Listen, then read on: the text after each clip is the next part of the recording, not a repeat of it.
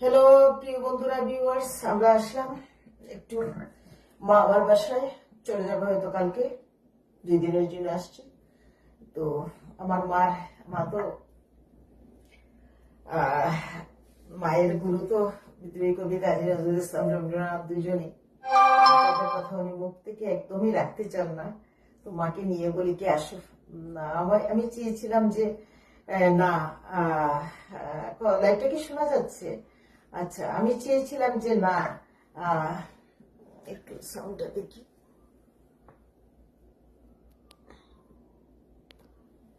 আমি চেয়েছিলাম যে না, ইয়ে করি, এবার প্রতিদিন তো নজরুল ইসলাম আমার মনে মনে থাকেন, আছেন। তো এবার একটু মানে হয়তো পারবো না, শরীরটা খুব খারাপ ছিল কালকে। তো দেখি না, মাকে বললাম যে, আর সকালবেলা আমি বিছনায় থাকতে থাকতে দেখি মার মেমোরিতে কিছু গান আসছে। আমি একটু স্তম্ভিত হয়ে গেলাম, যে না, বললাম যে না, একটু আসুক মা আমার। 7 বছর কিভাবে কখন কোথায় থাকি। নজরুল ইসলামের এই মৌসুম যাচ্ছে, একটু মাকে নিয়ে লাইভে আসি সেখান থেকে। তো তুমি বলো, তোমার নজরুল ইসলামকে নিয়ে বলো, তোমার নজরুল ইসলামের গান কেমন লাগে, কবে থেকে শুনছো, একটু বলো, শুনি 2 লাইন। আমি ছোটবেলা থেকে শুনছি গানটা। বড় করে বলো, ক্যামেরার দিকে তাকায় বলো। ছোট্টবেলা থেকে গান শুনছো? শুনছি নজরুল ইসলাম, রবীন্দ্রনাথ, এই দুজনের গান বেশি শুনছি। বড় করে বলো। রবীন্দ্রনাথ, নজরুল ইসলাম দুজনের গানই শুনছো? তারপরে শুনলে আমার খুবই ভালো লাগে নজরুল ইসলামের গান। নজরুল ইসলামের গান ভালো লাগে। আর তুমি যে একদিন বলছিলে তোমার নজরুল ইসলামের গান গাইতে গেলে তোমার এনার্জি লাগে। আর আমি ঘরে এসে বলছিলাম যে আমার মার এই কথায় নজরুল ইসলামের গান গাইতে গেলে আসলে ইয়ে লাগে, তোমার মালটোবা, ওয়ালটিন, দুধ, হরলিক্স সব খাইতে হবে। তো আমি জানি না আজকে গানটা গাইতে পারবো কিনা। তারপরে মাকে নিয়ে বসছি, কাউকে পাচ্ছি না। আমি সব ভুলে গেছি, তোমরা সাথে একটু একটু বলবি। কথাগুলা কি শোনা যায়? 2জন আসছেন, কথাগুলা কি শোনা যায়? একটু জানান কথাগুলো শোনা যায় কিনা, শুধু একটু জানান যে শোনা যায়। অনেক ক্যামেরাটাকে দূরে আমি উঠতে পারছি না, ক্যামেরাটাকে দূরে নিয়ে বেশি দূরেও নিতে পারছি না। আর তো খুব ভালো লাগে না তোমার নজরুল ইসলামের গান? খুবই ভালো। কেন ভালো লাগে, একটা কারণ বলো তো। কারণটা কি বলবো, বলো বলো তাড়াতাড়ি। এমন কঠিন সুর না তো গাইতে পারলে ভালোই লাগে। নজরুল ইসলাম আমার খুব প্রিয়, গানগুলো শুনলে ভালো। কি বললে তুমি? আমার নজরুল ইসলামের গান কঠিন না? প্রিয়, মাই গড, গাইতে তো ভালো লাগে। আমি তো কঠিন যাই না। আচ্ছা, সেই জন্য। তুমি কি জানো রবীন্দ্রনাথের সাথে নজরুল ইসলামের দেখা হয়েছিল কিনা? শেষ দিকে হয়তো দেখা হয়েছে, আমার মনে নেই সব। একবার হয়েছে দার্জিলিং এ দেখা। দার্জিলিং এ তখন রবীন্দ্রনাথ গিয়েছেন, নজরুল ইসলামও গিয়েছেন, ওখানে দেখা হয়েছিল। ওই দেখা নিয়ে কোন রকম কিছু জানা যায় না। আর প্রথম দেখাটা যেটা, সেটা নিয়ে কন্ট্রোভার্সি আছে, সেটা নিয়ে বিভ্রান্ত ধারণা। কারণ কি, যে সময়টাতে নজরুল ইসলামের সাথে রবীন্দ্রনাথের দেখা হয়েছে জোড়াসাঁকোর বাড়িতে, সেকেন্ড দেখা শান্তিনিকেতনে। তো জোড়াসাঁকোর বাড়িতে যে নজরুল ইসলাম গিয়েছিলেন, ওই সময় নাকি একজন লিখেছেন নজরুল ইসলাম নাকি রবীন্দ্রনাথ ঠাকুর নাকি সে সময় ওই বাড়িতেই ছিলেন না, কলকাতায় ছিলেন না। তো এখানে যে 1929 সালে কলকাতার যে আলবার্ট হলে আর কি নজরুলকে জাতীয় সম্বর্ধনা দেওয়া হয় 1929 সালে। 1929 সালে নজরুল ইসলামকে জাতীয় সম্বর্ধনা দেওয়া হয় কলকাতার আলবার্ট হলে। আর ওইটাও আলবার্ট হলটা কিন্তু এখন কফি হাউস আলবার্ট হল।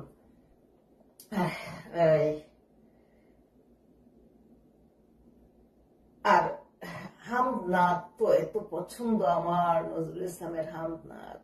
মানে সেই মনে আছে আমাদের ছোট্টবেলায় মুস্তারি শফি গান করতেন, হামদনাথ, ফেরদৌসী রহমান করতেন, সোহরাব হোসেন করতেন, খালিদ হোসেন করতেন, ওনারাই তো নামটা এখন আমার, আমি তো আসলে মনে থাকার কথা না মা, আমি তো সবকিছু মেমোরি থেকে বলে ফেলি। ও তো বলার সময় অনেক ভুল ভ্রান্তি হয়। তো কাউকে পাচ্ছি না, কি বলো, স্লো কানেকশন দেখাচ্ছে কেন? কেন স্লো কানেকশন হবে? সাউন্ডটা শুনতে পাচ্ছেন কিনা কেউ আসলে একটু বলিয়েন। তো 1929 সালে কলকাতার আলবার্ট হলে নজরুলকে জাতীয় সম্বর্ধনা দেওয়া হয়। সম্বর্ধনায় মঞ্চে ছিলেন কে জানো? আচার্য প্রফুল্ল চন্দ্র রায় মঞ্চে ছিলেন। ব্রিং দেমন ক্যামেরা আনতে পারবো না ভাই, এটা অনেক চেষ্টা করেছি, আজকে এডও করতে পারছি না। আপনারা লাইভটা পরে দেখে নিয়ে আপনারা মতামত রাখেন, আমি সবার মতামতের ইয়ে দেব। কি আসছে? ও এটা মানে জর্নাদি দিদি ভাই, আমি ক্যামেরাতে আনতে পারি না, আমি এড করে নিচ্ছি, তারপরেও দেখিয়ে দাঁড়ান। এড করতে গেলে আবার অনেক দূরে ক্যামেরা। আচ্ছা হ্যাঁ, সাউন্ডটা শোনা যাচ্ছে কিনা দিদি ভাই একটু লিখেন। জর্না শাহ এখানে গো মিশিলাম, তুমি ডক্টর, একজন ডাক্তার, ঢাকা মেডিকেল থেকে পাশ করেছেন জর্নাদি। জর্না শাহ, হ্যাঁ। তো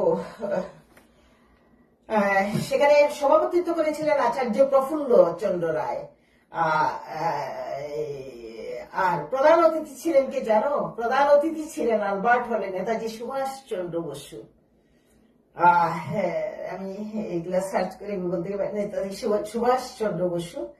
আর ব্যারিস্টার এ ওয়াজেদ আলী ছিলেন, আর ছিলেন মোহাম্মদ নাসির উদ্দিন। আর শেরে বাংলা একে ফজলুল তাকে আশীর্বাদ করেছিলেন, নজরুলকে আশীর্বাদ করেছিলেন। এবং বিশেষ করে নারী মুক্তি, সাম্প্রদায়িকতার বিরুদ্ধে কবিতা, বিদ্রোহী কবিতা, রণাঙ্গনের কবিতা, যুদ্ধে যাওয়ার কবিতা, কারারই লঘু হোক পাটি ভেঙে ফেলে কর রইল পাটে, রক্ত জমাট শিকল পূজার পাষাণ বেদি ওরে ও তরুণ নিশান। এই যে মানুষকে রক্তের উত্তেজনা, রক্তের জাগরণ, এটা কিন্তু নজরুলের মধ্যে। হ্যাঁ, তোমরা গাইছো। আর রবীন্দ্রনাথের মধ্যে হলো ব্রহ্মবাদ, অখণ্ড পরমেশ্বরে মহাশক্তিতে সমর্পণ রবীন্দ্রনাথের মধ্যে। আর নজরুলের মধ্যে হলো জীবনমুখী, জীবন ধর্মী সৃষ্টি। আমাকে অনেকে বলে যে আমার লেখায় অনেকে বলে তোমাকে জীবন খুঁজে পাই, সেই জিনিসটা আর কি। তো নজরুল ইসলাম এমন একজন রাইটার যে যিনি মহাশক্তিকে নারী রূপে পূজিত করেছেন, নারী মাতৃশক্তিকে তিনি শ্রদ্ধা করেছেন, তিনি করেছেন শ্রদ্ধা রণাঙ্গনের সৈনিকদের ইন্সপায়ার করেছেন, তিনি ধর্মের মধ্যে সীমাবদ্ধ থেকেছেন, ধর্মীয়কে শ্রদ্ধা করেছেন, তিনি আবার কালী হিন্দু রিলিজিয়নের মহাশক্তিকে নিয়ে তিনি সৃষ্টি করেছেন। সেই জন্য ওই কথাটাই তারা তখন বলেছিল যে নজরুল ইসলাম জাতীয় কবি, ওখানেই তাকে জাতীয় আচার্য প্রফুল্ল চন্দ্র রায়ের উপস্থিতিতে, নেতাজি সুভাষ চন্দ্র বসুর উপস্থিতিতে ওখানেই। আচ্ছা, নারী মুক্তি ও সাম্প্রদায়িকতার বিরুদ্ধে তিনি লিখেছেন। তার প্রথম লেখা প্রকাশিত হয় বিজলি পত্রিকায় 1921 সালের 7 জানুয়ারি। রবীন্দ্রনাথ আর যখন নজরুল ইসলামের সাথে দেখা হয়েছিল রবীন্দ্রনাথের, জোড়াসাঁকোর ঠাকুর বাড়িতে গিয়েছিলেন, সেদিন নাকি রবীন্দ্রনাথ কলকাতায় ছিলেন না। তাহলে এই দেখাটা নিয়ে, প্রথম দেখাটা নিয়ে একটা কন্ট্রোভার্সি আছে, বুঝছো? মানে রবীন্দ্রনাথ কে, নজরুল ইসলাম রবীন্দ্রনাথকে গুরুদেব বলতেন, গুরুদেব। আর ওই লেখাটাতে কন্ট্রোভার্সি আছে, তিনি নাকি দৌড়াই গিয়ে ছুটে গিয়ে বলেছিলেন গুরুজি গুরুজি, নিচ থেকে। উনি রবীন্দ্রনাথ ছিলেন দোতলায়, আর ওই তো সবার মনে প্রশ্ন যে উনি তো গুরুজি বলেন না, উনি তো সবসময় গুরুদেব বলতেন। তো ওই শেষে যেটা জানা গিয়েছে যে ওই সময় নাকি তোমাকে প্রণাম জানিয়েছেন জর্নাদি, এখানে তিনি এইখানে এনার পর থাকেন। দিদিভাই অনেক আগে আসছেন, প্রায় 30-40-35 বছর আগে আসছেন। স্লো কানেকশন কেন আসছে? তো সবাই বলছে যে রবীন্দ্রনাথকে তো নজরুল ইসলাম গুরুজি বলেন না, তিনি বলেন গুরুদেব। আর এইখানে চিৎকার করে নিচ থেকে বলছেন গুরুজি গুরুজি। আর আরেকজন লিখেছেন, যিনি লিখেছেন, আর তখন নাকি একটা কন্ট্রোভার্সি আছে, পরে নাকি বের হয়েছে ওই সময় রবীন্দ্রনাথ কলকাতায় ছিলেন না, ছিলেন শান্তিনিকেতনে। কলকাতা থেকে শান্তিনিকেতন তো 5-6-7 ঘন্টা, 9 ঘন্টা 8 ঘন্টা এরকম, আমি তো যাইনি, তারপরেও বলছি। আচ্ছা,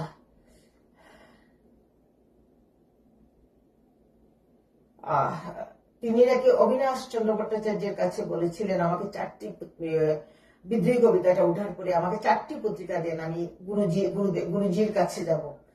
হ্যাঁ, তারপরে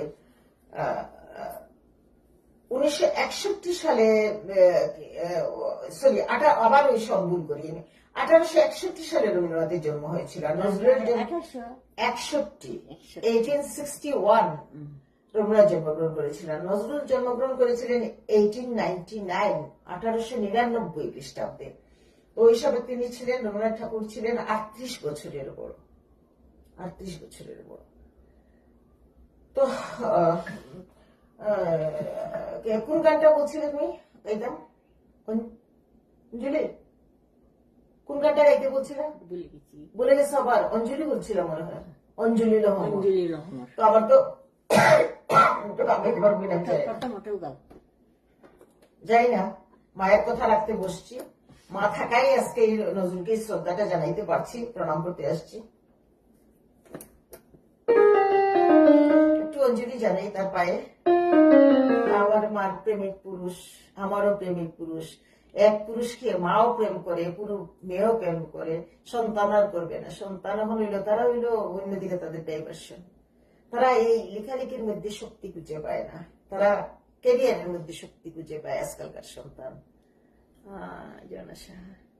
মা তোমাকে প্রণাম জানিয়েছেন দিদি। সোজা হয়ে বসো।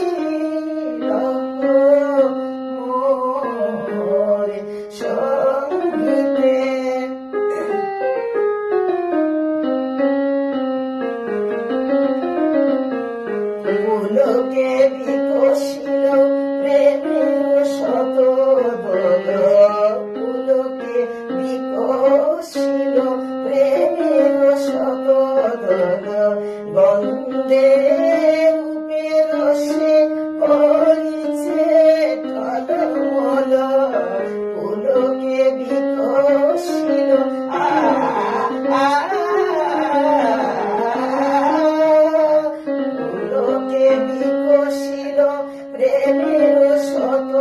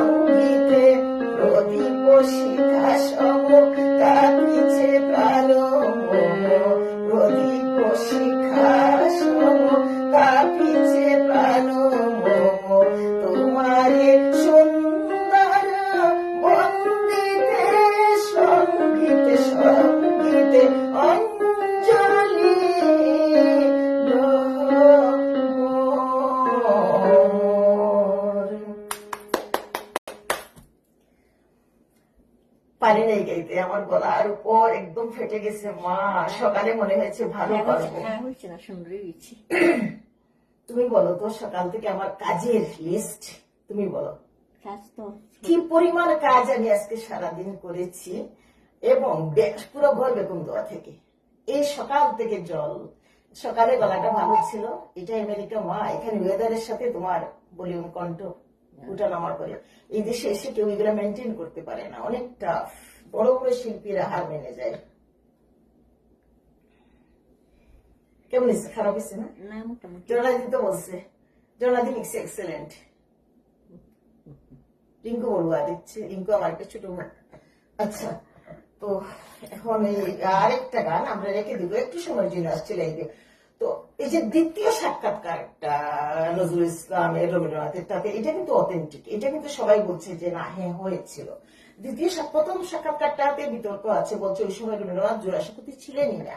আর দ্বিতীয় সাক্ষাৎকারটাতে বলেছেন যে এই যে 1337 বঙ্গাব্দে, এগুলো আমি বিয়ে থেকে আমার অনেক কিছু মুখস্থ থাকে বা কিছু সূক্ষ্ম জিনিস আমি এগুলা কালেকশন করি। যেমন এই যে এখানে বলেছিলেন যে সুধাকান্ত রায়চৌধুরী ছোট ভাই ছিলেন নিশিকান্ত রায়চৌধুরী, রবীন্দ্রনাথের যে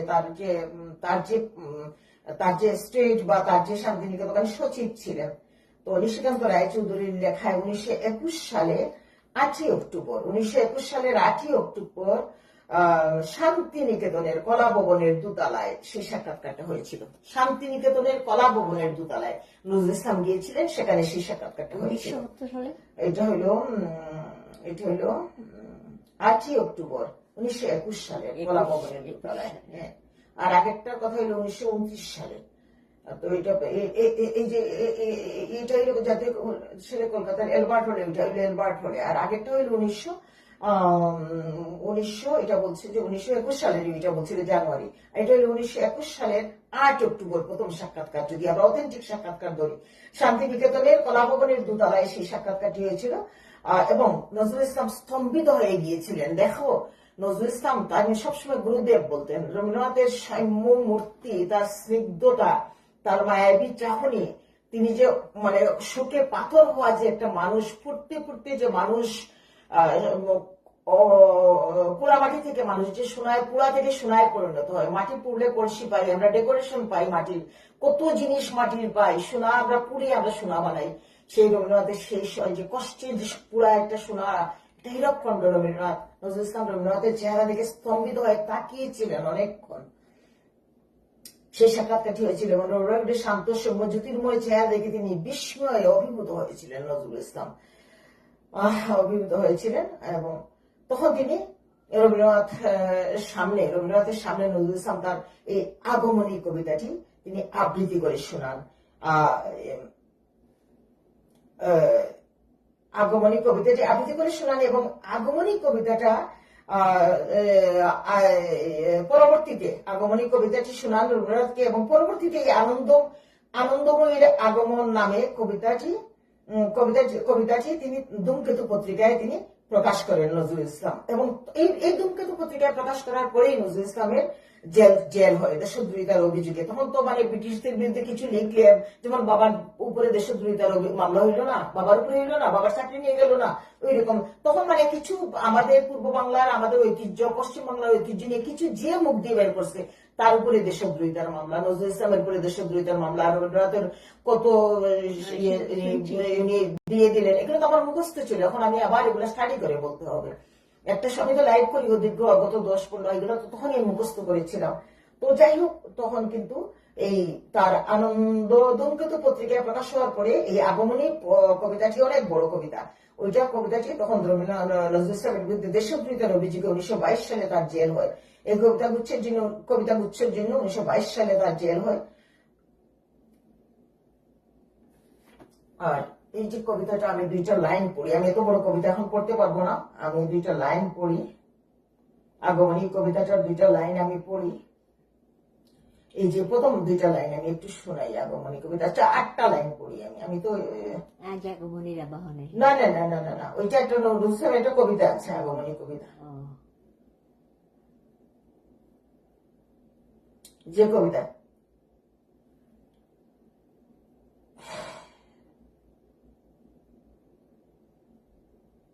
নজরুল ইসলাম থাকলে আরো অনেক আবৃত্তি পাওয়া গেল না। অল্প পড়ছি, বেশি পড়ছি না।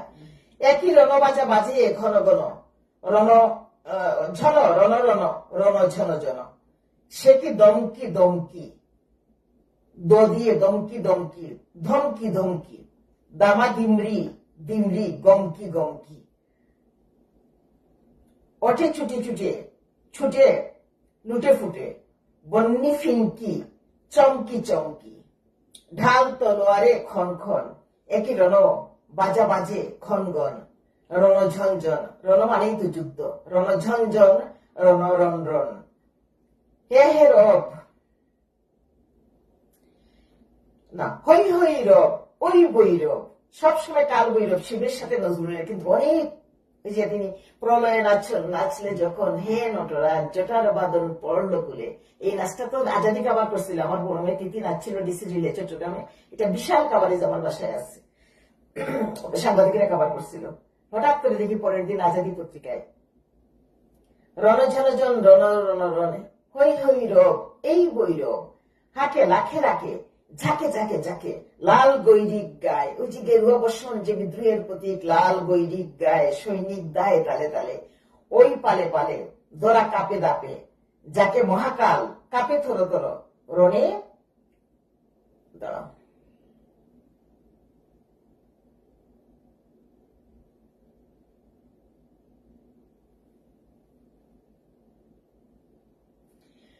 রণে রণে কড়কড় কারা খাড়া ঘাত, শির পিসি হাকে রথ ঘর ঘর দনি ঘর ঘর, গুরু গর গর বুলে ভেদি তুরি, হর হর হর, এখানে মহাদেবকে তিনি নিয়ে আসছেন। কবি চিৎকার ছুটে করি চিৎকার ছুটে, সুরাসুর সেনা হন হন, ওই সুরার সুরের সুরাসুর, ওঠে ঝঞ্ঝা ঝাপটি দাপটি সাপটি, হু হু হু হু হু শন শন, ছুটে সুরাসুর সেনা হন হন, তাতা থই তৈ খল খল খল, নাচে রং রঙ্গিনী সঙ্গিনী সাথে, দগ দগ জলে ঝল জল, বুকে বুকে চুকে রুশ হুতাশন, রুশ হুতাশুন, ওই ডম্বরু ঢুল, ডিমি ডিমি বুল, বেম মরুত অম্বর দুলে, মোম বরুণ কি কল কল্লোলে চলে উত্রুলে, দংশে মাতিয়া তাতিয়া তাতিয়া, নাচিয়া রঙ্গে চরণ বঙ্গে, সৃষ্টি দেশে টলমল। এতটুকুই থাক, অনেক বড় কবিতা, আর আমি তো প্র্যাকটিস করিনি, এখন আমি এখানে বসে আমি এটা নিলাম। সময় লাগে। একই বিজয়ের ধ্বনি সিন্ধু গরজে, কলকল কল কল কল,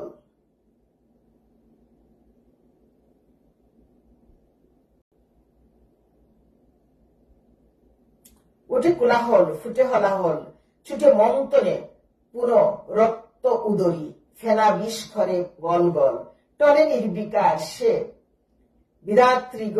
বিদাত্রী রোগ, সিংহ আসন টলমল। এরকম কবিতাটা অনেক বড় কবিতা, আরেকদিন আমি এটা পড়বো অনেক, ঠিক আছে। এটা আমার প্র্যাকটিসটা এখন এখানে বসে আমি নিয়েছি। তো সেই সময় তার জেল হয়েছিল দেশবিরোধিতার অভিযোগ 1922 সালে, তার জেল হয়ে এই আগুনী কবিতা, এই কবিতাটার জন্য, এই কবিতাটা পুরো আজকে আবৃত্তি করতে পারলাম না, আমি তো সবসময় এই বেশি কোন এক সময় কবিতাটা, এটা ছন্দের কবিতা, কিন্তু আমি এইভাবে শুনলে আপনাদের ভালো লাগবে না। আমি গলাটা সকালে খুব ভালো ছিল, এখন আমি কথাই বলতে পারছি না, এখন রাতের শেষ, এখন রাত অলরেডি 10টা বাজে, আমেরিকায় 10টা 11টা বাজে। আচ্ছা,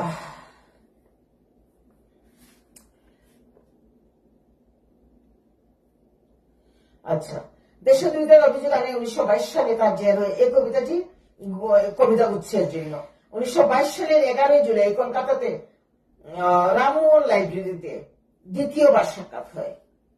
1922 সালের 11 জুলাই কলকাতা রামমোহন লাইব্রেরিতে কবির সাথে রবীন্দ্রনাথ আর নজরুলের দ্বিতীয়বার সাক্ষাৎ হয়, সাক্ষাৎ ঘটে। সবাই বিপুল জনসমাবেশ হয়েছিল, সবচেয়ে বড় কথা সবাই এত জনসমাবেশ হয়েছিল, রবীন্দ্রনাথ এসেছেন বুঝছো, এত মানুষ, কিন্তু এখন কি হবে, নজরুল গিয়ে সিট পাচ্ছেন না, রবীন্দ্রনাথ কিন্তু তাকে দেখেই চিনে ফেলছেন। তো রবীন্দ্রনাথ কি করলেন, বসার আসনে কোনো সিট নাই, রবীন্দ্রনাথ তাকে ডাকলেন, তিনি পাশে নিলেন, নিয়ে বললেন, তার পাশের একটা চেয়ারে বললেন খালি করে দিতে, ওখানে নজরুলকে বসালেন। চিন্তা করো, অথচ এই নজরুল আর রবীন্দ্রনাথ নিয়ে কত কন্ট্রোভার্সি, এগুলা কিন্তু অথেন্টিক। এই এই এই খবরগুলা কিন্তু সর্বশ্রেষ্ঠ গবেষণার পর প্রাপ্ত খবর এগুলা।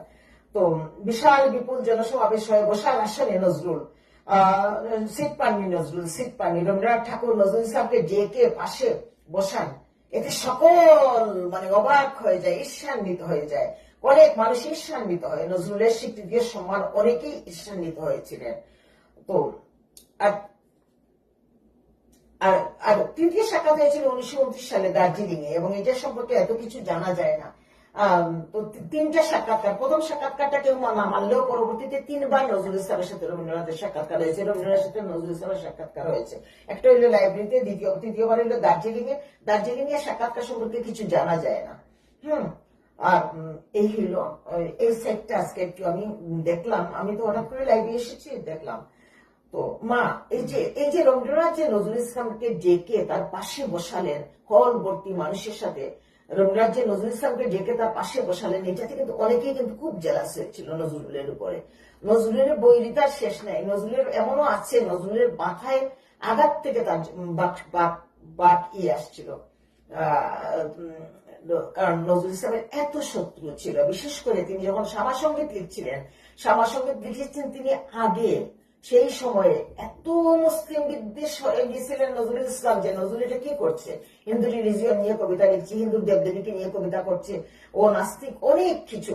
এরপরে যে কে গেলেন জানি, ওই যে ওই কথা আইডিয়া আমি বলেছি, উনি গিয়ে বলেন যে কালকে ঈদ, তুমি একটা কবিতা লিখো মুসলিম রিলিজিয়নের উপরে। নজরুল বললেন আমি পারবো না, আমি তো লিখিনি কোনোদিন। বললো না, তোমাকে লিখতেই হবে। তখন নজরুল ইসলাম উনি বাইরে গেছেন একটু, ওই সময় ওই বিখ্যাত গান, পৃথিবীর সেরা গান, ও মন রমজানের ওই রোজার শেষে নজরুল ইসলামের এই প্রথম গান, এই প্রথমেই তিনি ইসলাম রিলিজিয়ন নিয়ে গান লিখলেন। এবং এরপরে তার হামদনাথ, ত্রিভুবনের প্রিয় মোহাম্মদ এলোরে, আমার বাবার স্কুলে মাইকে বাজতো, মনে আছে? ঈদে মিলাদুন্নবী, ঈদের সকাল থেকে শুধু হামদনাথ বাজতো। যারা দেখে যা আমিনা মায়ের কুলে, কি সুন্দর গান, গান তোরা দেখে যা আমিনা মায়ের কুলে, ত্রিভুবনের প্রিয় মোহাম্মদ এলোরে দুনিয়ায়, আয় রে সাগর আকাশ বাতাস দেখবি যদি আয়। তারপরে তোমার কত হামনাথ, তন্ময় শুনতাম হামদার নাথ। এই হামদার নাতে মনে হয় নজরুল সবাইকে ছাড়িয়ে গিয়েছেন। তো যাই হোক, কবিতা ভট্টাচার্য দিদিভাই দেখছে, তাও দিদিভাই আমেরিকায় থাকে। নজরুল ইসলামের হামনাথ তো অনেকগুলোই আমার মুখস্থ ছিল, সব ভুলে গেছি, কিচ্ছু নেই। তুমি যে বলো শুধু তুমি ভুলে যাও, তুমি বলো। আচ্ছা, তো হামনাথ নিয়ে আগামী দিনে নিয়ে আসবো। এগুলো আমার অনেক গান মুখস্থ ছোট্টবেলা থেকে। আমাদের ফ্যামিলিটা মূলত এগুলা কেউ কোনোদিন বলেনি, আমি বলি। আমাদের ফ্যামিলিতে কেউ বলে না এগুলা। আমার মা পুরা নজরুলের ভক্ত। মা নজরুল থেকে একটা গান কুনকুনিয়ে গাও না, 2 লাইন গাও না। না না, কিভাবে গাওয়া যায় না, গাওয়া যায় না কেন?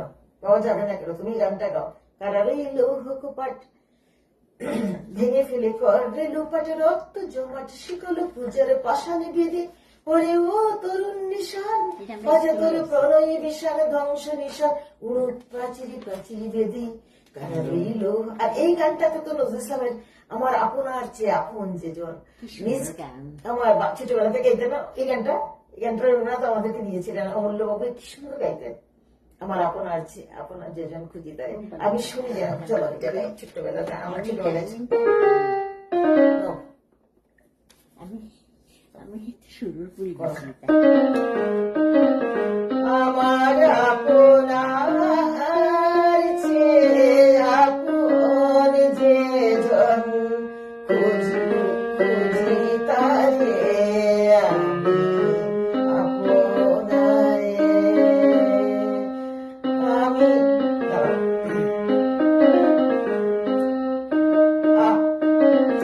আমার আপনার চেয়ে আপন যেজন খুঁজি তারে আমি আপনায়। আমি শুনি যেন তার চরণের ধ্বনি, শুনি যেন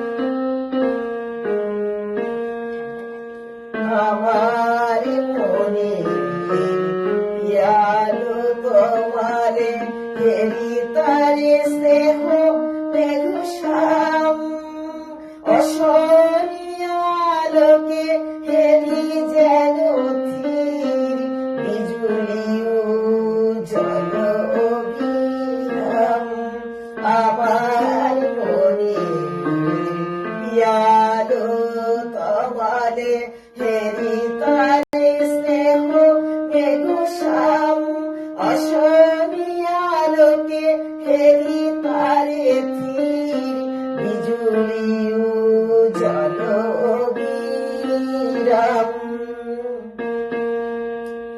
আমার রচিত কাননে বসিয়া পরাণ প্রিয়া মালিকা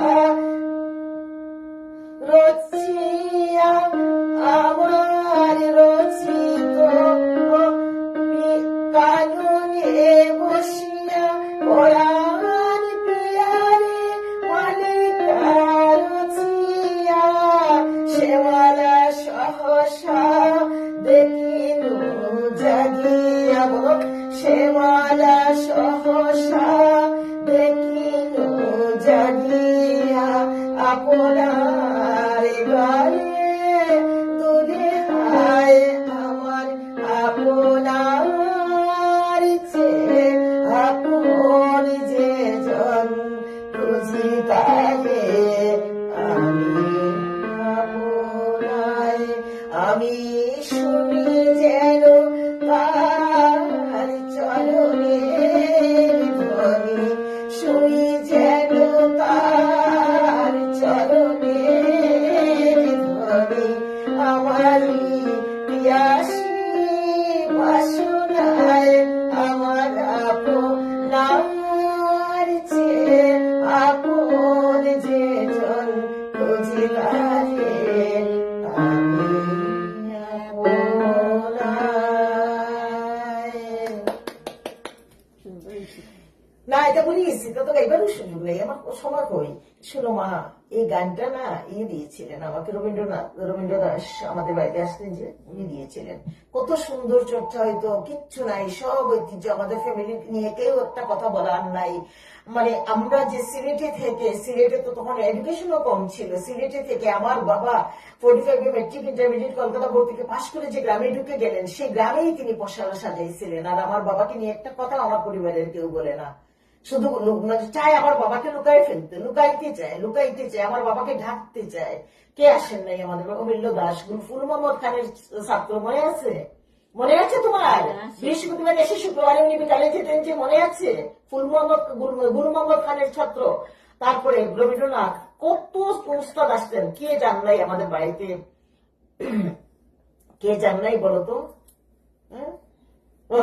ভাই পান্নালাল সেন উনিও গিয়েছিলেন নাম সম্ভবত উনিও তো আমাদের বাড়িতে সারাদিন ছিলেন কত মানুষের সমাবেশ একটা মানে পুরো আমাদের বাড়িতে তো এখন এনা মরা বাড়ি হয়ে গেছে মানে বিটাটা পড়ে গেছে আমরা 25-30 বছর বাড়ি ছাড়া পুরো বাড়িটা যে জৌলস যে ঐতিহ্য বাড়িতে ছিল মাই গড মানে যে কয়দিনই আমি দেখেছি যে কয়টা বছরই আমি দেখেছি কয়টা বছর আমি দেখলাম আমার 5 বছরের পর থেকে তো দেখলাম ইউনিভার্সিটিতে আসার মাঝখান পর্যন্ত এটা সব বাবা চালায় গেলেন আর তোমার তো বিয়ে হয়েছে তার আগে বাবার তো আর এই বাবার এই কর্মযোগ্যটা তো এখন থেকে না বাবার এই কর্মযোগ্যটা তো তাই ইন্টারমিডিয়েট পাস করে তাই এরপর থেকে বাবা যখন জয়ন করলেন তখনই তো বাড়িতে তিনি পসরা জমাতে লাগলেন তাহলে এটা চলতেছে আমাদের 55 থেকে 1955 সাল থেকে চলতেছে 1951-52 সাল থেকে শুরু হয়েছে বাড়িতে কর্মযোগ্য বাবার একা উনি তখন দিতেন তার ছাত্ররা আসতো ছাত্ররা জানতো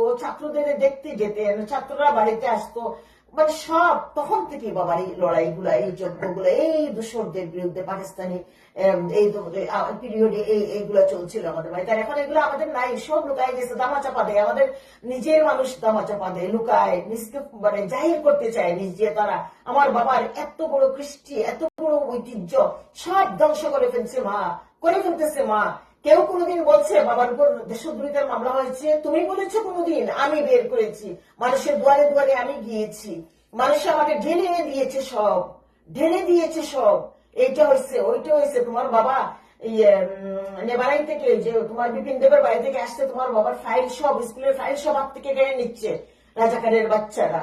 হ্যাঁ, স্কুলকে জ্বালাই দিল, স্কুলের ডকুমেন্ট গুলা ছিল বিপুল দেবের বাড়িতে মুক্ত হইল। প্রতি পদে পদে প্রতিকূল অবস্থা বাবার উপরে। আর আমার বাবাকে নিয়ে আমার ফ্যামিলির লোকজন কন্ট্রোভার্সি করে আর মানুষের দৈন্য করে। ডিসি সামাদ ছুটে গেলেন, এসডিও কে বললেন আপনি একজন শিক্ষকের জন্য এত বড় জনসমুদ্র আমি দেখিনি। বাবার অপরাধ কি ছিল? বাবুল ভাই বলেন জানো স্লিপি অমুকে লিখছে, অমুকে লাগাইছে, এসডিওর কাছে উনি আকাশবাণী শুনেন, নামটা আমি এখন আর বলছি না, লোকটা মারা গেছে।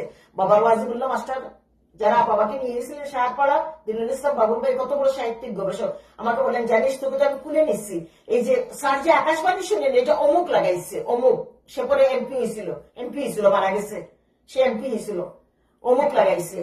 তিনি আকাশবাণী শুনেন, তিনি কায়দা আজমের মৃত্যুবার্ষিকী পালন করেন না, তিনি পাকিস্তানের পতাকা অর্ধনমিত রাখেন না স্কুলে, এক একজনে লাগাইছে ডিএসডি এর কাছে, এক একজনে। তারপরে মামলা হইল বাবার উপরে। এগুলো শোনো, আমি একটা জিনিস মনে রাখিও মা, আমি কিন্তু সত্য কথাটাই বলি। শোনো মা, আলো ঐশী চেতনা কেউ নিতে পারে না। আলো ঐশী চেতনা আরেকজনে নিলে সে নিজকে জাহির করবে কিভাবে? কিন্তু সে যে মাকাল ফল ওইটা সে জানে না, সে নিজকে জাহির করতেই থাকে। আমি যখন বাবাকে নিয়ে আজকে থেকে 20-25 বছর আগে বাবাকে নিয়ে একটু মুখ খুলতাম, মানুষ আমাকে বলতো পরিবারের কথা বলবেন না, পরিবারের কথা বলবেন না, পরিবারের কথা বলবেন না, পরিবারের কথা বলবেন না, বাবার কথা বলবেন না। আমি না ঘরে ফিরে যেতাম। তো আমি ওইগুলা দেখতে দেখতে সহ্য করতে করতে আমার বুকটা ফেটে যেত। তখন আমি শুরু করেছি একটু। তো আমি আমি আমি একদিন টিকি চৌধুরীকে বললাম যে মানুষ এগুলা বলে কেন? তো আমার টিকি চৌধুরী আমাকে বললো যে ত্রিদীপ আমার হাজবেন্ড আমাকে বললো যে মানুষে তো এটা বলে তোমাকে থামাই দিবে, মানুষের তো দুর্গন্ধের জাপি আর তোমার তো সুগন্ধির জাপি, তুমি আস্তে আস্তে তুমি আগাও, তুমি আস্তে আস্তে আমি বলে আমার বাবার নামটা তো নিশ্চিন্ন হয়ে গেছে, এবার আমার ছুটে গেছেন হাজার হাজার মানুষ, 6টা স্মারকলিপি। বিপুল চৌধুরী হলো তো আমি বিপুলদেব চৌধুরী আমাদের গ্রামের বিপুলে বলে কি লিপি জানোস, আমরা কিন্তু গলা বাজার থেকে কত সভা কত মিছিল, হাজার হাজার কত মিছিল, মানুষের বলা আমি কি কাজে লাগলাম যখন তখন। তো তখন টিকি চৌধুরী বলে কি ওদের তো দুর্গন্ধের জাপি। আমি বলি কারা? টিকি চৌধুরী বলে কারা তোমাকে এগুলা বলে? আমি বলি অমুক অমুক। তো বলি কি ওদের তো দুর্গন্ধের জাপি। ওর বাবা ছিল মৌলবী মর্যাদাবান পদ, বক্তব্য করতো, আজান দিত, সে হয়তো ইসলামিক মেন্টালিটির ছিল, এই জন্যই সে তার ছেলে এগুলো শিখছে। তো এইরকম করে কিছু মানুষের কিছু কথা আমাকে আমার জীবনে আজকে এই পর্যায়ে এসে দাঁড়াইছি। মিহির নন্দী, চট্টগ্রামের আনন্দতলীর প্রিন্সিপাল মিহির নন্দীকে আমি একদিন বললাম যে ওস্তাদ জি মাস্টারমশাই উনি পান খাইতাম, উনাকে পান নিয়ে দিতাম, আমিও তো পান খাই, তো পান নিয়ে দিতাম, তো উনি খুব খুশি হতো। বেশি দিইনি, 2-3 দিন দিয়েছি। তো আবার আমাকে গালিয়ে দিত, আমি তো প্র্যাকটিস করতাম না। তো আমি একদিন মাস্টারমশাইকে বললাম মাস্টারমশাই আপনি কোন গুরুর শিষ্য? আমাকে উঠে বললো আমি রবীন্দ্রনাথ নিয়ে পড়ে থাকি, তোমার কেন মনে হইলে আমি কোন গুরুর দীক্ষা গ্রহণ করবো? আমি রবীন্দ্রনাথের শিষ্য। আমার চোখ মুখ খুলে দিচ্ছেন উনি। ভাবলাম যে নিত্য পূজা পার্বণ করতে পারলে করবো, না পারলে নাই। আমি তো মহাশক্তির কাছে সমর্পিত, আমি তো মহাশক্তিকে নিয়েই চলি। এক একটা মানুষ আমার জীবন আমার চিন্তা শক্তি খুলে দেয়। ঠিক আছে সবুজ। তো যাই হোক, ওখান আমি রেখে দেবো। আর দাঁড়াও, कितु उदाई वच्चें तुम्हारा बात कितु उदाई जाओ दादा अरे बाबा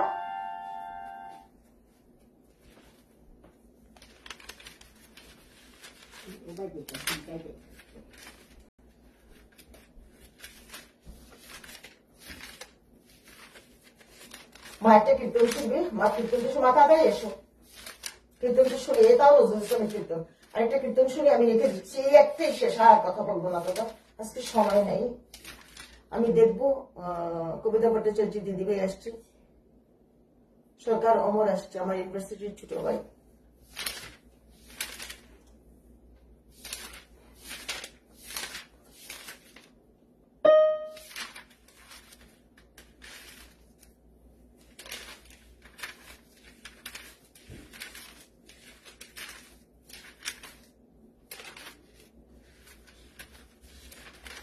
মা আসো তাড়াতাড়ি, আমি শেষ করে দিব লাইভ এখন, আর সবার লাইভ টাইম যায় প্লিজ, টাইম বাড়েন মা, এগুলা পরে এগুলা লোড করা যায় না, আমি আবার এটাকে ডাউনলোড করে আবার এটাকে আমি পোস্ট দিই, রিপোস্ট দিই, আমি প্লিজ তুমি তাড়াতাড়ি এসো।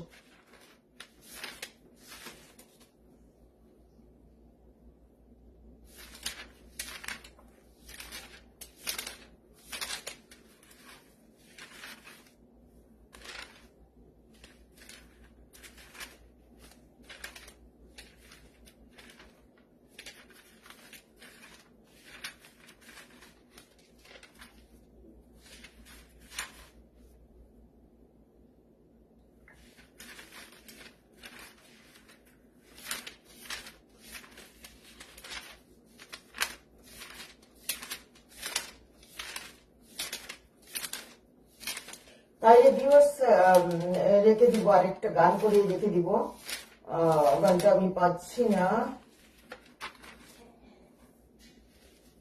সত্যি সাজায় রাখলো, এটা তো সবসময় করি। আচ্ছা, এই গানটা করি, নজরুল ইসলামের এই গানটা করি। মাসো করে রেখে দিচ্ছি। নজরুল ইসলামের সত্যি সাজায় রাখলো পুষ্প বাসর, এটা তো করেছি ওই দিন। আজকে আরেকটা গান করি, কীর্তন করি।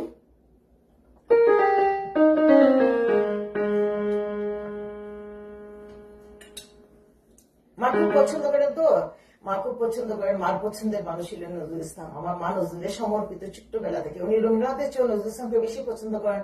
নজরুল ইসলামের উনি বলেন নজরুল ইসলামের গান কঠিন লাগে, মাঝে মাঝে হরলিক্স খাইতে হবে, ওভালটিন খাইতে হবে। নজরুল ইসলামের গানে এত প্রেশার দিতে হয়, এত ইয়ে করতে হয়, এগুলো মা সবসময় বলে। আমি হাসি মাকে নিয়ে।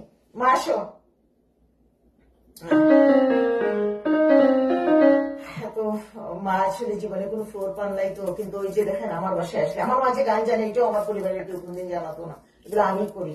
আমার পরিবারে আমার বোনরা ওই তাহলে আমার কেউ এগুলো না। আমাদের ঘরে শিল্পী আছে, কিন্তু কেউ কোনোদিন মানে আমার মা যে একটা প্রতিভা ছিল, মা যে পারে নাই, এই জিনিসটা বলার কেউ নেই আমাদের ঘরে।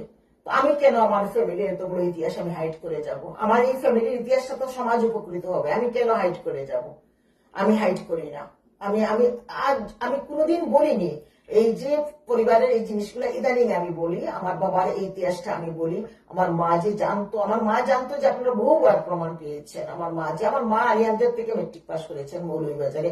মা নিজের মুখেই বলেছেন আমি ফার্স্ট ইয়ার পর্যন্ত আমি ইন্টারমিডিয়েট পরীক্ষাটা দিতে পারিনি। তখন আমার 3 ভাই, আমরা ভাই বোন হয়ে গেছি। তারপরে মুক্তিযুদ্ধ, তারপরে 69 সালে বাবা 69 সালের কি তালমাতাল দেশ, শেখ মুজিব তো 70-এর নির্বাচন, এই 70 সালে এই যে বাবা ঢাকা বিশ্ববিদ্যালয় থেকে ইংরেজি ভাষা সাহিত্যে পাশ করলেন।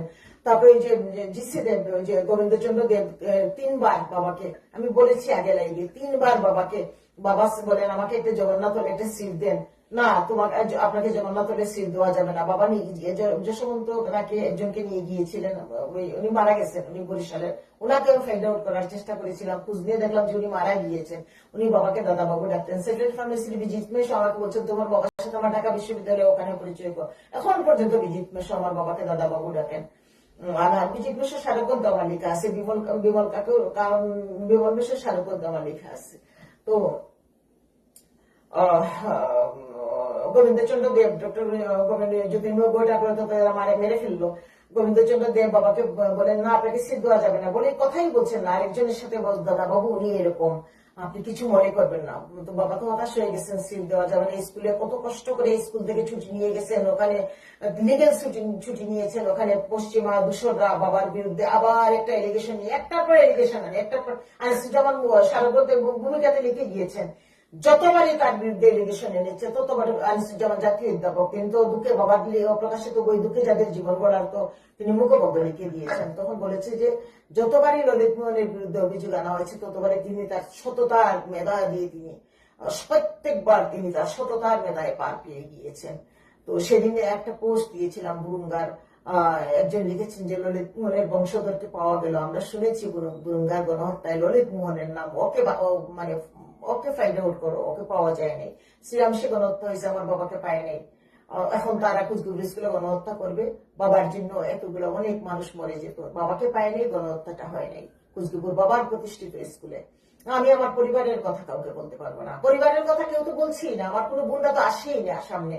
অথচ প্রত্যেকটা বোন আমার উচ্চশিক্ষিত, গভর্নমেন্ট জব সাকসেসফুলি করেছে। ছোট বোন সিটি ব্যাংকের অফিসার ছিল, আমেরিকা চলে আসছে 22 বছর আগে। আজকে থাকলে বাংলাদেশে তার সে কোন পর্যায়ে যেত, সে বাংলায় মাস্টার্স।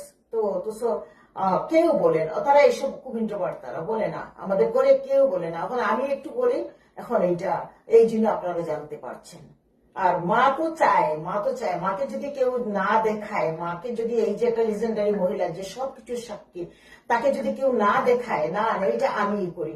আমার মা বাবার কত চট্টগ্রাম বোর্ডের ইন্টারমিডিয়েটের কত বড় বড় পেপার, সেকেন্ড পেপার ইংরেজি বাবা ছিলেন। সেকেন্ড পেপার বাবা দেখতেন যে কত সিল গালা কত কিছু করে আমার মা দিত, রান্নাঘর ফেলে ফেলে ফেলে ফেলে ফেলে ফেলে এসে বাবা কাউন্ট করে দিয়ে দিচ্ছেন 2 বারে, সব গোনাবাছা করে দিচ্ছেন। আমার মাকে দিয়ে আবার হিসাব করাতেন, যে ফাইনাল যাকে বলে। আমার মা সব কিছুর সাক্ষী, আমার মা অনেক কিছুর সাক্ষী। মা হইলো খুব ইন্ট্রোভার্ট, নিজের মধ্যে তিনি কোনো কথা তিনি নিজের মধ্যে তিনি ইয়ে করেন।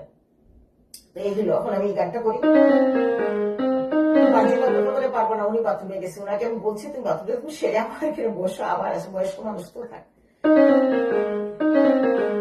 সখী আমি, সখী আমি না হয়ে মান করেছিল, আমি না হয়ে মান করেছিল, তোরা তো সকলে ছিলি, ফিরে গেল হরি, ফিরে গেল হরি, তোরা পায়ে ধরি, কেন নাহি ফিরাইলি, সখী আমি না হয়ে মান করেছিল, আমি না হয়ে মান করেছিল, তোরা তো সকলে ছিলি। খুব ভালো লাগে। নজরুলের গান, নজরুলের কীর্তন। আমার ভালো লাগে। ফিরে গেল হরি, তোরা পায়ে ধরি, কেন নাহি ফিরাইলি। ঠিক আছে। রাধা বলছেন আমি মান করে আছি, তোরা কেন তাকে ফিরালি না, কারণ কৃষ্ণ তো চন্দ্রাবলী কুঞ্জেও যাবেন, যে তার স্বভাবটা রাধা নিয়ে টেনশন করছেন, তো সাথে থাকেন। এগুলো হলো কীর্তন, তবলা মৃদঙ্গর কাজ, এগুলো আমি এখন এগুলা ছাড়া করছি। তো মার জন্য এই গানটা করছি। আর এই আমার মা, জানি না, মাকে বলি না একটা স্মৃতি রাখি, মা চলো, কখন আমরা কোন দিকে কে কোথায় চলে যাই, মাকে বলি মা চলো একটা স্মৃতি রাখি। সেই একটা লিজেন্ডারি, দেখেন আসলে লিজেন্ডারি, ইন্টারমিডিয়েট ফার্স্ট ইয়ার পর্যন্ত পড়ছেন, লিজেন্ডারি, তারপরে দেখেন ঠান্ডা লাগছে তোমার না, লিজেন্ডারি, তারপরে দেখেন একটা শিল্পী, সুনিপুণ, কত গুণ। আজকালকার মেয়েরা যেখানে মেট্রিক পাস করে না, 7 পর্যন্ত পড়ে, ইন্টারমিডিয়েট পাস করে বসে থাকে, হায়ার এডুকেশনে যায় না, অল্প বয়সে মেয়েরা টাকা ছাড়া কিচ্ছু চেনে না, সেখানে সেই সময় আমার মা ইন্টারমিডিয়েট ফার্স্ট ইয়ার পর্যন্ত পড়া, ইন্টারমিডিয়েট পরীক্ষাটা দিতে পারেন নাই, সারা জীবন এনে চাকরি দিয়েছে আমার মাকে, সরকারি চাকরি আমার মাকে। আমার ঠাকুরমা, আমার কাকার অবজেকশন ছিল, মা সব ত্যাগ করেছেন। আমি এদের আমার মার কথা বলি, আমার মাকে বাবাকে আমি নিয়ে আসছি। সখী আমি না হয়ে মান করেছিল, আমি না হয়ে মান করেছিল, তোরা তো সকলে ছিলি, ফিরে গেল হরি, তোরা পায়ে ধরি, কেন নাহি ফিরাইলি। কি সুন্দর গান। নজরুলের গান। এই যে তোমার চশমা দেখছো, কাছে রিডিং গ্লাস তো, কাছে দূরে দেখি না, এখন দেখতে পাচ্ছি।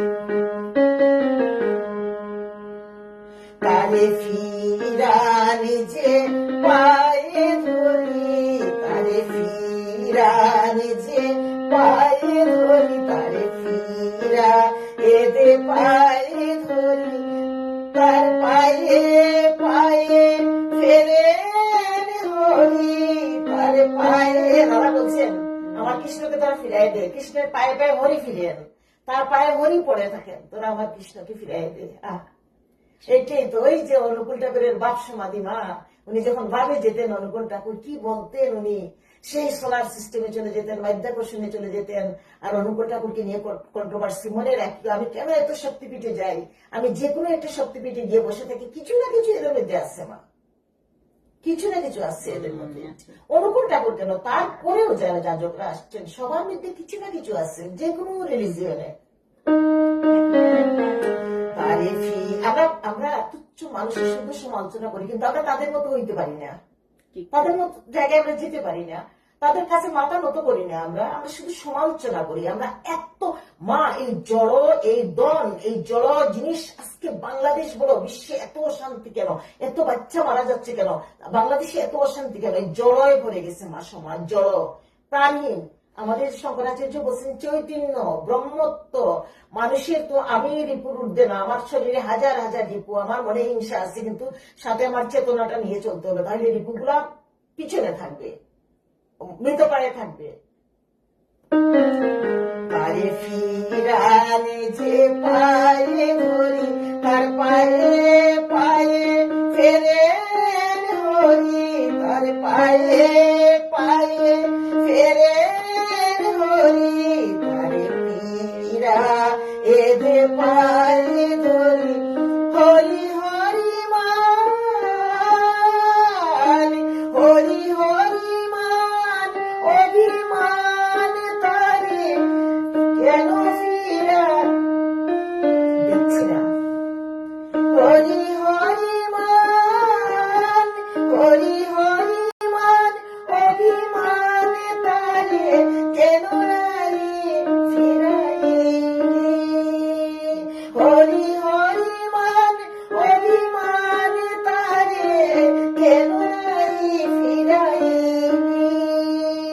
সখী আমি না হয়ে মান করেছিল, তোরা তো সকলে কি সুন্দর। তোরা তো হরি স্বভাব জানিস সখী, তোরা তো হরি স্বভাব জানিস, তার স্বভাবের চেয়ে পরবার বেশি। অন্য নারীতে আসক্ত ওই জিনিসটাই মনে আসছে, আর এগুলো কিন্তু বড় ভিতরে লাগছে মনোজুরের এই গানগুলা। তোরা তো হরি স্বভাব জানিস, তোরা তো হরি স্বভাব জানিস, তার স্বভাবের চেয়ে পরভাব বেশি, তোরা তো হরি স্বভাব জানিস, তার স্বভাব জেনেও রইনি স্বভাবে, ডাকিনি না পরবুদে, সখী তোরা তো হরি স্বভাব জানিস, তোরা তো হরি স্বভাব জানিস, তার স্বভাব জেনেও রইনি স্বভাবে, ডাকিনি না পরবুদে। তার স্বভাব জানিও তোরা তোদের স্বভাবে রয়ে গেলি, তোরা তোদের স্বভাবটা ভাঙ্গিয়া তারা ডাকতে পারলি না।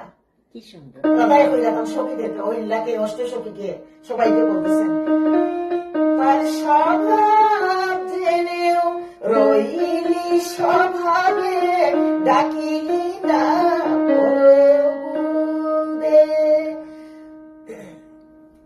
তারে তো পরবু ডাকিলি না পরবুদে, তোদের পরম পুরুষ পরম ধন ডাকিলি না পরবুদে, তোদের পরম পুরুষ পরম ধন ডাকিলি না পরবুদে, তারে প্রভুদ কেন দিলি রে সই, তারে প্রভুদ কেন দিলি রে সই, তোরা তো চিনিস হরিরে, তোরা তো চিনিস হরিরে, তারে প্রভুদ কেন দিলি রে সই, ডাকিলি না পরবুদে। আরে তো তোরা চিনিস, তোরা কেন তাকে ডাকলি না? তো গলা ফাটিয়ে গেছে। হরি প্রহরী হইয়া, সে আমার প্রহরী হইয়া থাকতো, আমার দারোয়ান হইয়া থাকতো। হরি প্রহর, আমার মনে হয়েছে আমি কৃষ্ণের সাথে কথা বলছি। হরি প্রহরী হইয়া রহিত রাধার সতরু রুদে, হরি প্রহরী হইয়া রহিত রাধার সতরু রুদে, তারে অনুরোধ কেন তারে অনুরোধ কেন করলি রে সই, ডাকিলি না প্রভুদে, তারে হরি প্রহরী হইয়া রহিত রাধারি শতনুরুদে, তারে অনুরোধ কেন করলি রে সই, অনুরোধ কেন করলি রে সই। আমি কৃষ্ণের প্রেমিকা রাধা, কেন আমি রাধা বলে কি অসুবিধা আছে? আমি তো তাকে নিয়ে পড়ে থাকি। ঠিক তো। তারে অনুরোধ, আমাকে টাকা পয়সা কিছু আকৃষ্ট করতে পারে, তাকে অনুরোধ কেন করলি রে সই। শোনো, তোরা যে রাধার অনুবর্তিনী, অনুরোধ কেন করলি রে সই, তোরা যে রাধার অনুবর্তিনী, তোরা যে রাধার অনুরাধা, তোরা যে রাধার অনুরাধা, তারে অনুরোধ কেন করলি রে সই, ডাকিলি না প্রভুদে, তোরা ডাকিলি না প্রভুদে। সখী আমি না হয়ে মান করেছিল, আমি না হয়ে মান করেছিল, তোরা তো সকলে ছিলি, ফিরে গেল হরি, তোরা পায়ে ধরি, কেন নাহি ফিরলি।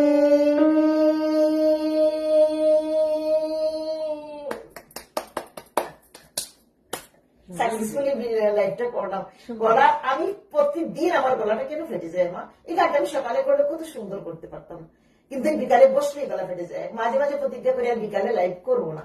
আচ্ছা শুনো, দেখো মা, তিনি বলছেন যে তার পায়ে পায়ে হরি ফিরে, তোরা আমার কৃষ্ণকে কেন তোরা তোদের স্বভাব থেকে বাইরে হতে পারস না? তোরা তো নিজকে চেঞ্জ করবি, তাকে পটাবি, পটায় তুই এরা রাখবি। আমি তো রাগ করে বসে আছি, সে আসবে আমার রাধাই হইয়া, সে তো তার তো পরবাপ, তার তো পরনারীকে সে আসক্ত হতে পারে, সে চন্দ্রাবলীর কুঞ্জে চলে যাবে। তারপরে রাধা বলছেন যে আমি তো রাধা, তোরা তো অনুরাধা, আমার এক একটা রাধার এক একটা ইয়ে। অষ্টসখীকে বলছেন যে আমি তো তোরা তো আমার অনুরাধা, তোরা তো আমার অনুবর্তিনী, তোরা তো আমার শিষ্য, তোরা আমার দিকটা দেখবি না? এই যে মানে এই যে যুগে যুগে কালে কালে এই যে আমরা কোন সময় প্রেমে পড়ে আমাদের সাথে অনেক মেয়ে জুটে যায়, অনেক ফ্রেন্ড জুটে যায় প্রেমের সম্পর্কটা টিকানোর জন্য, এই যে এই জিনিসগুলো ফুটে আসছে। তো দেখো নজরুল ইসলাম যে এই কীর্তনটা লিখেছেন, এই কীর্তনটা যে লিখেছেন, আমার অনেকগুলো কীর্তনই আমার জানা আছে, আমি আগামীতে নতুন কীর্তন নিয়ে আসবো। এই কীর্তনটা যে নজরুল ইসলাম, দেখো তিনি প্রমীলাকে বিয়ে করেছেন, সেখান থেকে তিনি মোহিত হয়েছেন এই রিলিজিয়ন হিন্দু আদি সভ্যতা নিয়ে। তিনি তার উমার কাজী, কল্যাণী কাজী, মানে তারা তো কল্যাণী উমা তো দুজনই ব্রাহ্মণ ঘরের সন্তান, তার দুই ছেলের বউ। তো নজরুল ইসলাম যে এই যে তার যে এই যে ডাইভার্সন, তার যে এই যে তার ডেডিকেশন, তার যে এই যে সনাতনী সভ্যতার প্রতি নজরুল ইসলামের আসক্তি, এবং সেই সময় তো আসানসোলে জন্মগ্রহণ করলেও তো পুরা এলাকায় তো পুরা পূর্ববঙ্গ পশ্চিমবঙ্গ হিন্দু অধ্যুষিত এলাকা ছিল। এই যে একটাই সভ্যতার আদি রূপ, সেই জিনিসটা যে কত সুন্দর নজরুল ইসলাম, কত কালীকে নিয়ে কত শ্যামা সঙ্গীত, ভাবতে পারো এটা নজরুল ইসলাম লিখেছেন? ভাবা যায় এই মহামারীর যুগে, এই সাম্প্রদায়িক হানাহানির যুগে ভাবা যায় এরকম একটা গান নজরুল ইসলাম লিখেছেন? আরেকটা লিখেছেন না, সখী তোরা সাজায় রাখলো পুষ্প বাসর তেমনি করিয়া তোরা, কি সুন্দর। এই গানটা তো ওই দিন আমি করেছিলাম, আজকে আর করবো না। এই সখী সাজায় রাখলো পুষ্প বাসর তেমনি করিয়া তোরা, কে জানে কখন আসিবে ফিরিয়া গোপিনীর মনোচুরা, সখী সাজায় সে কি বলিয়া থাকিতে পারে তার চিরদাসীর অধিকারে, তার চিরদাসীর অধিকারে। কত ঝড়ঝঞ্ঝা বাদল নিশীতে এসেছে সে অভিসারে, সখী এসেছে সে অভিসারে। সখী বন হতে চেয়ে আনাথ ফুটা বন ফুল, পাপিয়ারে বল গান গায়। সখী বন হতে চেয়ে আদ ফুটা বন ফুল, পাপিয়ারে বল গান গাইতে অনুকূল। চাপার কলিকায় এনে মুকুল নূপুর বেদে রাত, তেমনি ডালে জল ঝুলনা বাঁধা থাক, বেঁধে রাখলো ঝুলনাতে মনি, বেঁধে রাখলো কৃষ্ণ তোমাল ডালে, কৃষ্ণেরও পথ চেয়ে ঝুলনাতে মনি, বেঁধে রাখলো। আবার কি বলছেন, আমার বন থেকে চেয়ে আন আধ ফুটা বনফুল, বনফুল আন ফুটা নাই আধ ফুটা, 8 ফুটা। আমার পায়ের নুপুর বানা, ঝুলনা বাদ তোমাল গাছে, পাপিয়ারে বল গান গাইতে অনুকূল, আমার পক্ষে পাপিয়ারে পাখিকে বল গান গাইতে। আবার তিনি বলছেন, সে যদি আসে, আমি যোগিনীর বেশ, আমি তো বিরহে যোগিনী হয়ে গেছি, গেরুয়া বসন আমার, আমি সব ফেলে দিব, আমি পরিব নিলাম বরি, সখী যোগিনীর বেশ ছাড়িয়া আবার পরিব নিলাম বরি। কি সুন্দর গান। এটা যখন গাই আমি এগুলা খুঁজে খুঁজে বাইর করি, মা এগুলা তো সব গান তো ছোটবেলায় আগে শুনি নাই। মথুরাতে আজিয়া এই ব্রজে আবার আসিবে কি সরহরি। সে মথুরায় চলে গেছে, মথুরা থেকে যাবে কি দ্বারকায়, সে মথুরাতে মথুরায় যাওয়ার পরে নজরুল সাহেবের এই গানটা সৃষ্টি হয়েছে মথুরা আর বৃন্দাবনকে নিয়ে তিনি করেছেন, তখন তিনি দ্বারকায় যান নাই। মথুরাতে যে এই ব্রজে আবার আমার এই ছোট্ট কিশোর বেলার বন্ধুটা আবার ফিরে আসবে। মথুরাতে আজিয়া এই ব্রজে আবার ফিরিবে কি সরহরি, সখী ফিরে আসবে, ফিরে আসবে কি শরণট বড়, ফিরে আসবে আনন্দে আসবে। কেউ গাইতো নাই তো মা, এটা ব্রেইনের খেলা, শিক্ষার খেলা মা। ভাগ্যবালা আমার বাবা আমাকে চোখটা ফুটে দিছিল, দর্শনটা দিছিল, যাও তুমি ইউনিভার্সিটিতে যাও। আমি তো পড়তেও চাইনি, আমি বুঝছি গ্রাজুয়েশন করে আমি একটা জবে টবে জয়েন করে ফেলবো।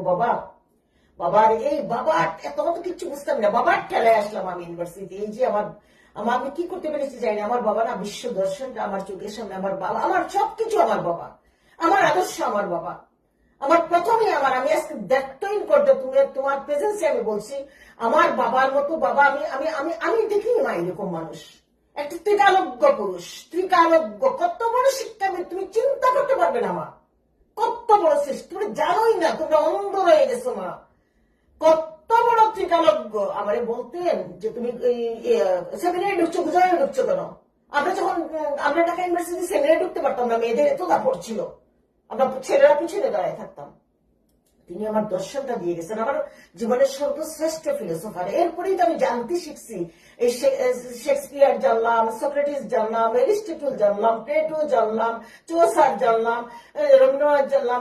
এই আমি যদি আজকে গ্রাজুয়েশন করে আমার এলাকায় থাকতাম, আমি এগুলোতে যেতে পারতাম না মা।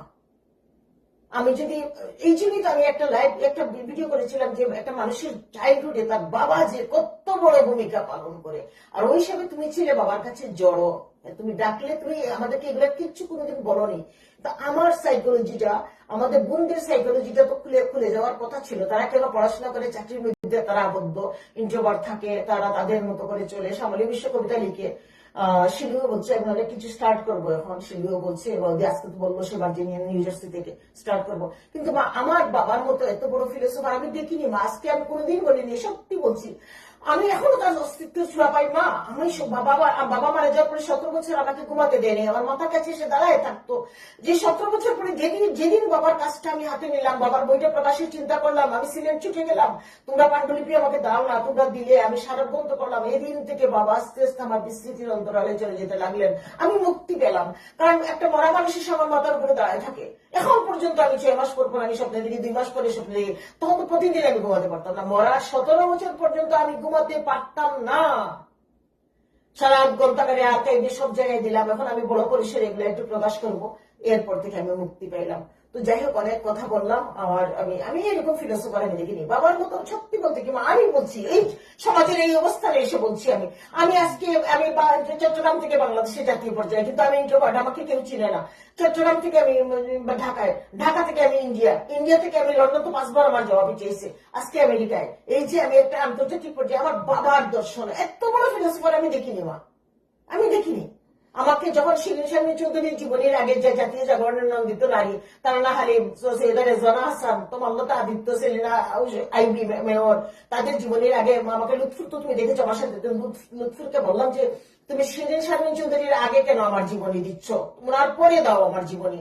উনি প্রতিমন্ত্রী তখন, বললো না দিদি আপনি চট্টগ্রাম থেকে এই অবস্থানে আসছেন, ওনাদের সবার ফ্লোর ছিল, ওনারা প্ল্যাটফর্ম পাইছে, ওনারা ওনারা আপনি চট্টগ্রাম থেকে দিদি আপনাকে আমরা পেয়েছি, চট্টগ্রাম থেকে আপনি জাতীয় পর্যায়ে আসছেন। ওদের বইটাতে তুমি খুলে দেখিও, ওদের সবার আগে আমার লাইফ দিচ্ছে ওরা, 2-2.5 পৃষ্ঠার বইটাতে চট্টগ্রামের ঢাকার ভাষায় বলা জাতীয় জাগরণের নন্দিত নারী।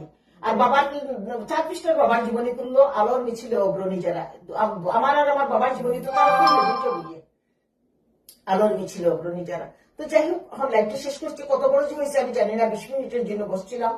আসলে আপনারা সবাই ভালো থাকুন, সুস্থ থাকুন। আমি ফেরি, আমাকে ঢাকার একজন বয়স্ক সাংবাদিক আমাকে এত শ্রদ্ধা করতেন, এত ভালোবাসতেন, ওনার নামটা মনে পড়ছেন, উনি বেঁচে আছেন কিনা আমি জানি না, উনি বলছিলেন পিতার জীবন ফেরিওয়ালা। আমি বাবার জীবন ছোট ছোট ফোল্ডার আমি ভারতে যেতাম দিতাম, শিলচর যেতাম দিতাম, হুগলি যেতাম দিতাম, তার ঢাকায় যেখানে যেতাম দিতাম। কিন্তু আমার মেজমুনকে বলেছিলাম তুই যেখানে যাস বাবার জীবনীটা দিবি, সেই কাজটা আমার মেজমুনকে দিয়ে করাতে পারে নাই। ওরা করে নাই যে তা না, ওরা একটু ইন্ট্রোভার্ট, ওরা এগুলো গুরুত্বই দেয় না।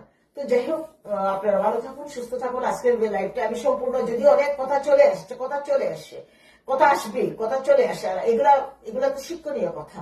আমার বাবার নামটা একদিন আমি নিতে পারতাম না, আমাকে চট্টগ্রামে সবাই বলতো পরিবারের কথা বলবেন না, নিজে কেন বলবো না পরিবারের কথা? আমার পরিবার, আমার বাবার জীবন তো দুর্গন্ধময় না, আমার মার জীবন তো দুর্গন্ধময় না, আমি কেন বলবো না?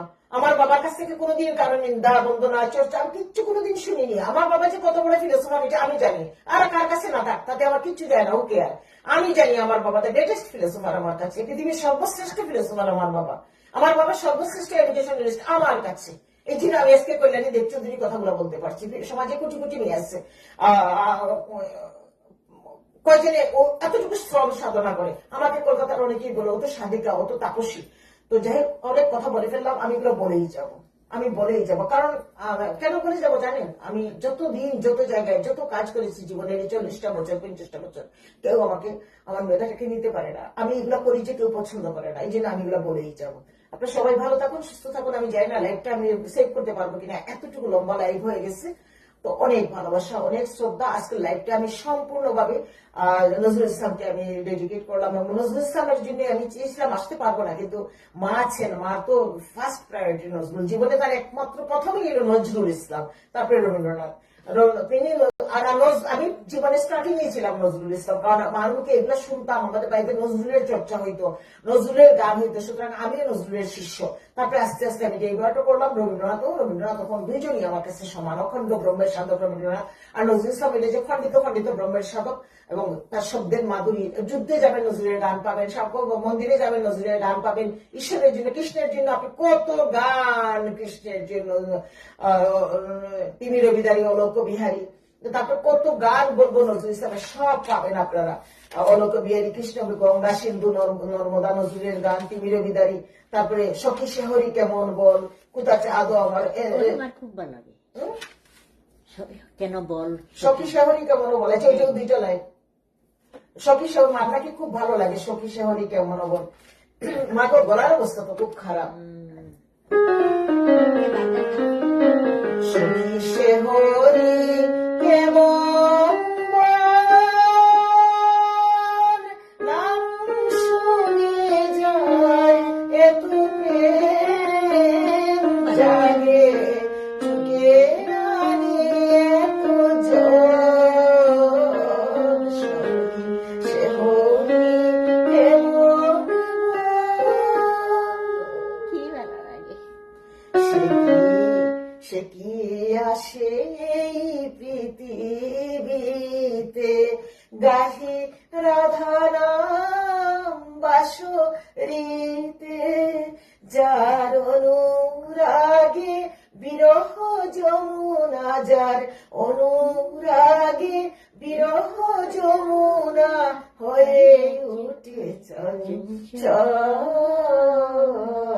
সখী শেহরি কেমন বল, তারে কি নামে ডাকিলে আসে, কোন রূপ কোন গুণ পাইলে সে রাধা সম ভালোবাসে। সখী শুনেছি সে নাকি কালো জালে, কেমন এসে এত আলো। মায়া ভুলাইতে মায়া বিষে নাকি, মায়া ভুলাইতে মায়া বিষে নাকি, করে গো মায়ার ছল। সখী সে হরি কেমন গো। খুব সুন্দর সে। হ্যাঁ, বাংলা করে অনেক কথা বললাম। আমরা হিমুলি যেটা, আমরা নির্যাতিত, বাবা নির্যাতিত, আমার মা নির্যাতিত। আমার মা যখন মৌলভীবাজার শহর থেকে গ্রামে বিয়ে হইলো, আমার অনেক মামা মাসি নাক ছিটকাই, তো আজীবন নাক ছিটকে গেছে। আমরা আমরা গ্রামের মেয়ে, আমাদের পরিবারের খুঁটাতে আমরা গ্রামের মেয়ে। তো আমরা গ্রামের মেয়ে ভাই, আমরা তো বিশ্বজনীন হয়ে গেছি ভাই। প্রত্যেক ভাই বোন আমরা মাস্টার ডিগ্রি, গ্রাজুয়েশন। আজকালকার মেয়েরা তো যারা শহরের মেয়ে তারা মেট্রিক পাস করতে পারে না। আমরা গ্রামের মেয়ে, আমরা মাস্টার ডিগ্রি, আমরা সাকসেসফুলি। আমার 2 বোন 28 বছর গভর্নমেন্ট জব করছে। আমার ছোট বোন সিটি ব্যাংকের অফিসার ছিল, বাংলায় মাস্টার ডিগ্রি। আমি গভর্নমেন্ট জব ছেড়ে দিয়েছি। আমি অফিসিয়ালি 3 বার গ্রাজুয়েশন, আনঅফিসিয়ালি 5 বার গ্রাজুয়েশন, মাস্টার ডিগ্রি। আমার সাবসিডিয়ারি ফিলোসফি ছিল। আমি গ্রামের মেয়ে। আমি হুগলি গিয়ে বক্তব্য দিলে মানুষ শুনতে চাই, আমি ঝাড়গ্রাম গিয়ে বক্তব্য দিলে শুনতে চাই, মেদিনীপুরের সময় জড়ায় ধরে আমি শিলচর আমাকে একক সম্পর্ক দেয়, কিন্তু আমি ভাই গ্রামের মেয়ে।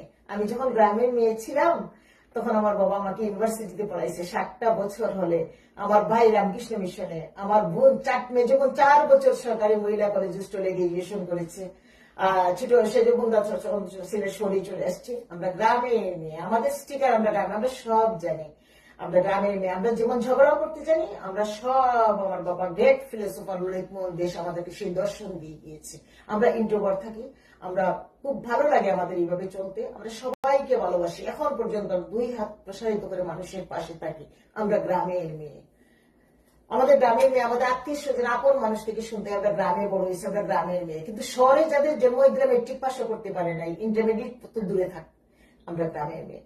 তো যাই হোক, বিদ্রোহী তো, বিদ্রোহীকে নিয়ে আজকে লাইভ করছি না, বিদ্রোহী নিয়ে আমার বিদ্রোহী সত্তাটাও চলে আসছে। আমরা গ্রামের মেয়ে। আর শহরের মেয়েরা টুংটুঙা টুঙি মদন গোপাল একটা হয়ে যায় না, তুমি মারে matric fail, matric pass, IA fail. ওরা শহরের জন্ম, শহরের মেয়ে ভাই, আমরা গ্রামের মেয়ে।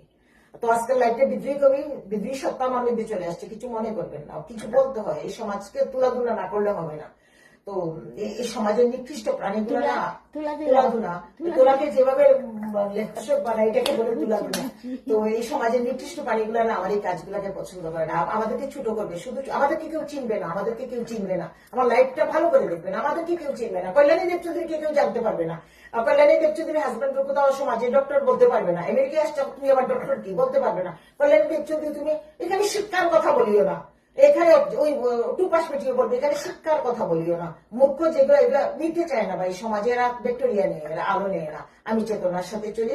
আর যে সভ্যতার সন্তান বৈদিক সভ্যতা, বৈদে বলে গিয়েছে চেতনার সাথে চলো। শঙ্করাচার্য বলে গেছেন চেতনার সাথে চলো। হিন্দু সন্তান চেতনার সাথে চলবে, কিন্তু চলে না ভাই, চলে না। এরা হিংসা করে, এরা মনে করে এরা যা করে তাই। এরা কিন্তু সমাজটাকে নষ্ট করে ফেলতেছে ভাই। তো সবাই ভালো থাকুন, সুস্থ থাকুন। বিদ্রোহী সেটা আমার বিদ্রোহী সত্তা প্রকাশ পেলো আজকে লাইভটা। আমি নজরুল ইসলামকে বিনম্র শ্রদ্ধা তাকে আমি ডেডিকেট করছি। সবাই ভালো থাকুন। জানি না কতক্ষণ হয়েছে লাইভটা। আমি ভাই আজকে আমি মনে হয় এটাকে ডাউনলোড করতে পারবো না, অত বড় লাইভ দিছে। তো সবাই ভালো থাকুন, সুস্থ থাকুন। মাইটা একটু আনো এদিকে, একটু এদিকে, একটা স্ট্যান্ডটা সোজা বরাবর আমার দিকে আনো।